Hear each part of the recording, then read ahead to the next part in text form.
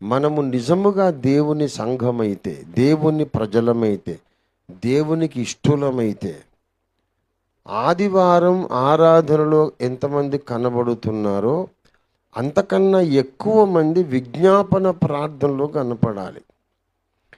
ఈ అద్భుతము south Korea soul నగరంలో పాల్ యాంకిచో గారి సంఘంలో ఇదే అద్భుతం జరుగుతుంది.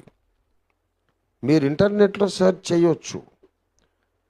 వాళ్ళ prayer meeting, intercessory prayer meeting, ప్రపంచ ఉజ్జీవము కొరకు వారు చేసే విజ్ఞాపన ప్రార్థన కూటములో ఆదివారపు ఆరాధన కంటే ఎక్కువ మంది వస్తారు.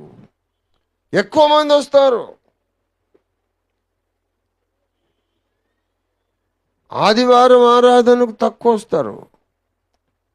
ఆదివారం ఆరాధనకు రానోళ్ళు కూడా విజ్ఞాపన ప్రార్థన కొరకు వస్తారు. అంటే ఆదివారం ఇంకా అక్కడక్కడ ఆరాధించుకుంటారు వాళ్ళు, కానీ ఆదివారం తర్వాత విజ్ఞాపన ప్రార్థన కూటం ఉందనుకోండి, అందరూ ఒక చోట కూడి అనే మాటకు వస్తారనమాట.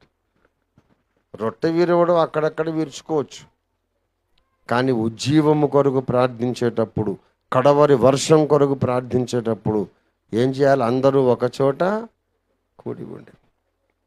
పాల్ యాంకిచో గారి సంఘం చూసిన అటువంటి అద్భుతాన్ని నేను మన సంఘంలో చూడాలని నేను ఆశిస్తున్నాను.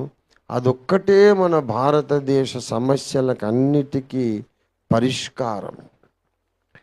మన దేశం బాగుండాలంటే ప్రశాంతంగా, నెమ్మదితో, నిమ్మళంగా, సస్యశ్యామలంగా, ఆర్థికంగా అభివృద్ధి చెంది, ఆధ్యాత్మికంగా వెలిగించబడి అసలు సిసలైనటువంటి జగద్గురువు మన దేశం కావాలంటే ఇదొక్కటే మార్గం.